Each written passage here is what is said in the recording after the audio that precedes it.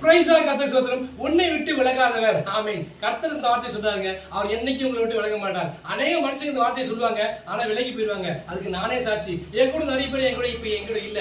ஏன்னா என் வாழ்க்கையில ஒரு நஷ்டம், ஒரு கடன், ஒரு இழப்பு, ஒரு அவமானம் வரும்போது என் கூட படிச்சவங்க, என்னோட ஃப்ரெண்ட்ஸ், உறவினர்கள், என் கூட பிறந்தவங்க கூட என் கூட இல்ல. எல்லாம் விலகி போயிட்டாங்க. ஆனா கர்த்தர், எனக்கு வாக்குறுத்த கர்த்தர் என்னை விட்டு விலகாமல் இதுவரைக்கும் ஜீவனை கொடுத்து நடத்திட்டு இருக்காங்க.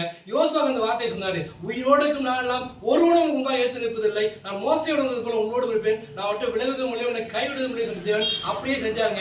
யோசுவாவுக்கு முன்பாக ஒரு ராஜ்யம் நிக்கல, கிட்டத்தட்ட 31 ராஜ்யங்களை ஜெயிக்கத்தக்கான கிருபையை யோசுவா கொடுத்தாருங்க. அப்படிப்பட்ட தேவன் இன்று இந்த வருஷத்தை முடியதுக்குள்ள உங்களுக்கு எதிராக செயல்பட எல்லா கிரியைகளும், மனுஷிக வல்லமைகள், பிசாசு போராட்டங்கள், எதிர் வல்லமைகள் எல்லாவற்றையும் கர்த்தருக்காக யுத்தம் பண்ணி கேன்சல் செய்து ஒரு ஜெயாலியாக, ஒரு வெற்றி வீரனாக, கடனற்ற ஜீவியத்தோடு, வியாதி இல்லாம, சுக பெண் ஆரோக்கியம் ஐஸ்வர்யத்தோடு கொடுத்து இந்த வருஷத்தை கர்த்தர் வெற்றிகரமாக முடிக்க உதவி செய்வார். ஏன்னா கர்த்தர் உங்களை விட்டு விலக மாட்டார். அன்னைக்கு யோசுவான தேவன், மோசேயோட தேவன் இன்னைக்கு உங்களோடு இருந்து உங்களை விட்டு விலகாத தேவன் உங்களை ஆசீர்வதிக்க போகிறார். வெற்றிகரமான ஆண்டாக இந்த ஆண்டை முடிக்க செய்ய போகிறார். விசுவாசத்தோடு காத்திருங்க, நிச்சயமா அப்படி ஆசீர்வதிப்பார். ஆமென். God bless you.